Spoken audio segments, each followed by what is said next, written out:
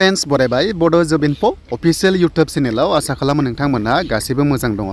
दा मोनसे बाथ्रा CSB आ लास्ट डेटखौ बारायगोन ना बाराया होननानै गोबां कमेन्ट्स आरो लोगोसे गोबां गिनाय सोमजिदोंमोन। मानो होनोबा मैक्सिमाम एप्लाइ खालामबाय नाथाय मिनिमामा खालामनो हायाखैमोन कारण बाथ्रा जाबाय IPO गैयामोन एबा चालान दानायाव गोबां प्रब्लेम जादोंमोन। जेराव ग्रेड 3 BTC साख्रिनि एप्लाइ सोलिगासिनो अफलाइन हिसाबै, जेराव फार्स्टआव CSB आ पर्टेल लन्च खालामाखैमोन ना, बेखायनो जोङो अफलाइन खालामनांदोंमोन। दा बेखौ लानानै लास्ट डेट फैगौमोन एबा दिनै लास्ट डेटमोन। दा बिनि साननै सिगां मोनसे मेल खालामदोंमोन जे गोबांथार प्रब्लेम्सखौ आंजों शेयार खालामदोंमोन नालाय WhatsApp लेभेलाव बा WhatsApp कमेन्ट्सआव जिखुनु जाया। दा बेखौ लानानै आं CSB आव मोनसे मेल हरदोंमोन जे बिथांमोननो फोरमायहरदोंमोन जे IPO प्रब्लेम्सनि थाखाय पस्ट अफिसाव जों IPO मोनाखै, बेखायनो रिक्वेस्ट खालामदोंमोन जे हायोब्ला लास्ट डेटखौ बारायना हो जाहाथे बयबो एप्लाइ खालामनो हायो। दा फाइनालि CSB आ मेलखौ मोनबाय जानांगौ बा गोबांथार कमेन्ट्स आरो गोबांथार भिडिअसफोर नुबाय ससियेल मिडियायाव।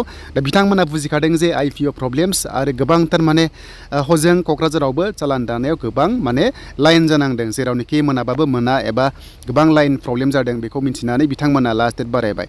दा बे नटिसखौ नोंथांमोना स्क्रिनाव नायदो, बे नटिसखौ नुदों। दा बेखायनो CSB आ लास्ट डेटखौ बारायहरबाय, 5 डेज बारायबाय। बेनो जाबाय लास्ट डेटआ 25 नोंथांमोननि नभेम्बर बे दाननि। दा बेखायनो थाबैनो खालामदो, स्पिड पस्टआव हरबा सानब्रैयाव सहैयो उदालगुरिनिफ्राय।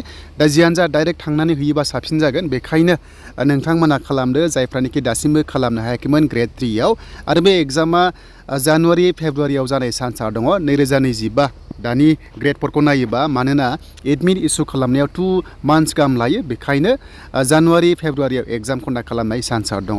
दा जोङो CSB पर्टेलाव थांग्रोनि। जोङो CSB नि पर्टेलाव फैबाय आरो बेयाव फैनाय लोगो लोगो नैबे मोनथाम सिनआ बेयाव क्लिक खालामबा नटिसआ बेयाव दासिम पाब्लिश जाथ'वाखै, मानोना बिथांमोना मिडियायाव होग्रोदों, ससियेल मिडियायाव एबा निउस पेपाराव होदों। आं बेखौ नोंथांमोननो स्क्रिनशट खालामना होदों। दा बेयाव मोनोबा नोंथांमोना मोनबावगोन, नाथाय मिथिखाबाय जे लास्ट डेटआ बारायबाय होननानै। आरो एडमिट नायनोबा नोंथांमोना नेक्स्ट लेभेलाव बेयावनो फैनांगोन। दासान्दि ग्रेड 4 सोलिगासिनो दं एडमिटआ। दा खायसेया फर्म साबमिट खालामनायाव मिस्टेक लिरदों जानांगौ, बेखायनो एडमिटआ फैयासै। दा बे जाबाय रिजेक्ट जाबाय जानांगौ। आरो बेखौ हायोब्ला नोंथांमोना CSB आव खनसे खबर लाबानो जाबाय जुदि खाथि खालाम दङबा। नाथाय एडमिटनि ग्रेड 3 नोंथांमोना एडमिटआ बेयावनो मोनगोन नेक्स्ट लेभेलाव। मानो होनोबा पर्टेला लन्च जाबाय नालाय, CSB आ दायो मोजांनिफ्राय मोजां आपग्रेड खालामबाय।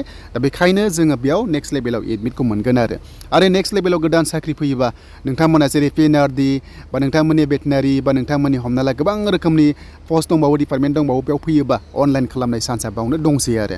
दा बेनो, दा मोजां जाबाय नोंथांमोना जायनोखि खालामनो हायाखैमोन खालामदो। आरो लास्ट डेट बारायखाबाय, नोंथांमोना दायो लाइभ प्रुफ मोनखाबाय।